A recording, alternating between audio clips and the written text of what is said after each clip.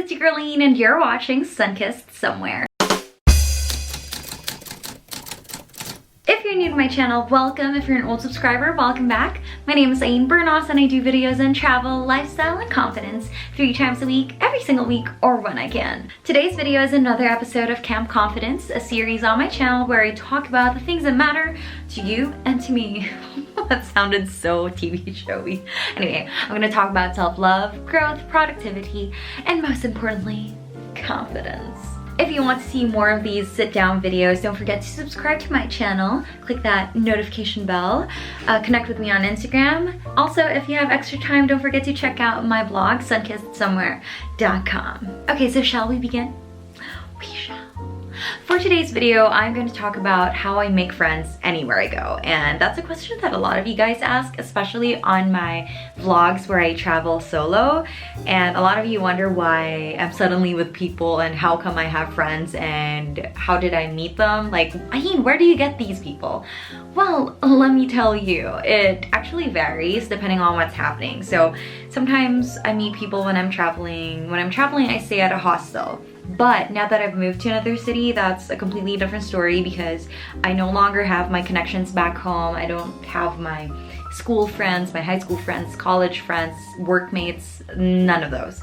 So I had to kind of start from scratch. So today I'm gonna tell you how I kind of did that and how I managed to have my own circle of friends after moving to another city. First thing that you have to remember is that I don't wait for friends to come to me, I go find them. Number one place that I look for friends in are Facebook communities. I join Facebook communities where I can find people who are like-minded, who share the same interests as me.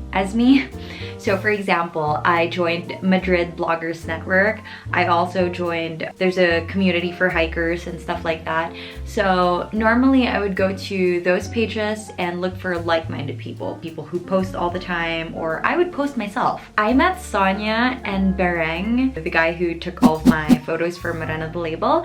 Those two friends, I actually met them through a Facebook group called Madrid Bloggers Network, and essentially I just posted, I introduced myself. I was like, hey guys, I am a vlogger from the Philippines. I do this and that. If anyone wants to come meet up for co-working or a coffee or anything like that, I would love to meet you guys. And then some people commented, some people added me on Facebook, and then we started chatting. Eventually, here we are, we're friends. Don't be afraid to ask people out on coffee dates because it's not always weird. I think it's more common than a lot of people think, because that's really how you expand your network. There's also this app called Meetup, and it's basically an app where you can find events or workshops or just get-togethers with people who share the same interests as you. So for example, me, I love hiking and I love the outdoors. So I go on Meetup, I select my location, and I would look for events that are related to that. So for example, on Wednesdays, I do this thing called Writer's Gym.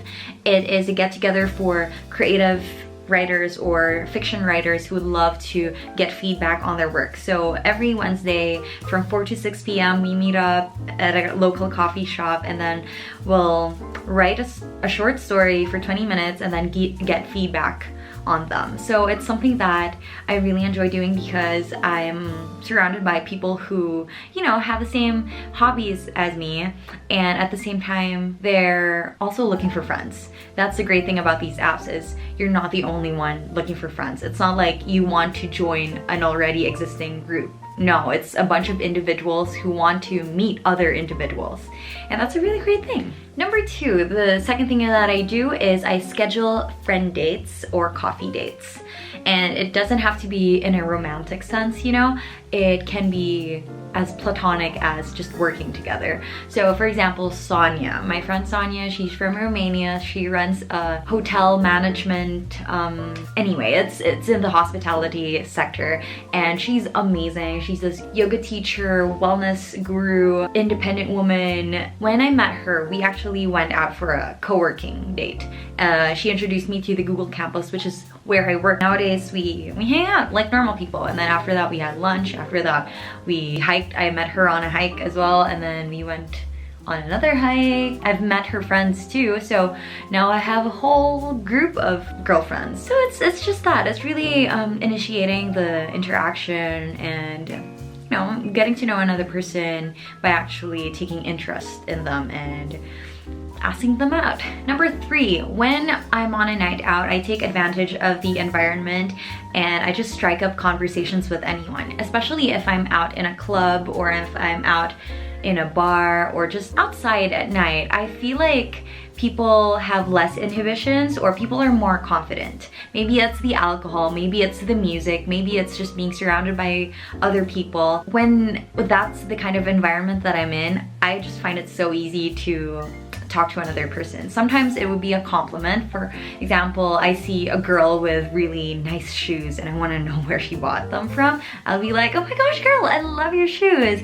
And then she's gonna be like, yes, thank you so much. And then, oh, by the way, I'm Ayn. Just insert your name into the conversation, that's it. Usually that's enough to kind of build some sort of connection or interaction. Later on throughout the night, if you start hanging out with this person, you can ask for their Instagram or their contact details and you can be like, we should totally hang out sometime. And after that, proceed to the coffee date. Number 4 is kind of like a mindset thing. I always remind myself that no one is better than me and I am better than no one. And that makes me feel less intimidated because sometimes you don't want to, personally, I don't want to talk to people because I feel like, oh my god, they're too good for me, or oh my gosh, they seem like they're having fun and they don't really need me there, or maybe, oh god, she sounds so smart, I probably won't be able to hold a conversation with her or something like that. So when that happens, I always remind myself that as a person, I have my own interests as well, and maybe it'll interest them, maybe not, but at the end of the day, I could try. We're all human and we all have our flaws and our weaknesses. We also have our strengths.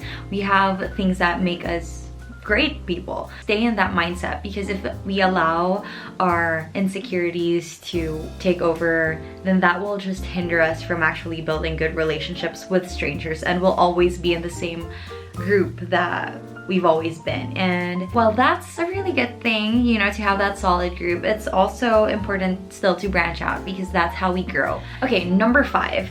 This tip is quite different from the other tips that I gave, because this one actually says, I practice being alone and being okay with being alone, you know? And the reason that that's so important is because sometimes people will reject you. That's just inevitable. Sometimes people won't like you. Not everyone's gonna be like, oh, I wanna be friends with you. That's not a thing that's going to happen, you know? When you approach someone, it's not always 100% guaranteed that you are going to be friends with them. Sometimes you won't be okay with each other. Sometimes you won't be on the same level, but you have to be okay with that. And if you have to be alone, then you have to be fine with that. When I put myself in these situations where I have to get to know other people, I make it a point that if I have to go back to being by myself, I'm gonna be okay with it. So for example, when I went to Puerto Princesa last year, I was alone. That was a solo trip, and then I joined this tour group. I usually make friends quickly, but then I went to this tour group. It was all couples, every single one of them, just couples. It was kind of weird because I go into these group tours thinking, oh, I'll definitely meet someone. But I mean, I'm okay too if I end up being alone, because that's just reality and it could happen. It's a possibility. So when that happened, I wasn't uncomfortable with just being by myself. People don't owe it to me to be friends with me, if that makes sense. So with those expectations, I don't have the fear of being rejected, at least not as much as I used to have. Because if you have expectations that people are gonna like you, rejection is going to hurt much more. Whereas if you go into a situation and know that there's a possibility that you have to go through this activity alone and you have to go through this tour alone or this trip alone, what is there to lose, right? If you're okay with being by yourself in the first place, there's nothing really that people can take away from you. Anyway, that's it for today's video. If you have any questions, leave them in the comments below, and I guess I'll see you on the next one. Don't forget to stay confident. Bye! Mwah. Hey, no, no, no.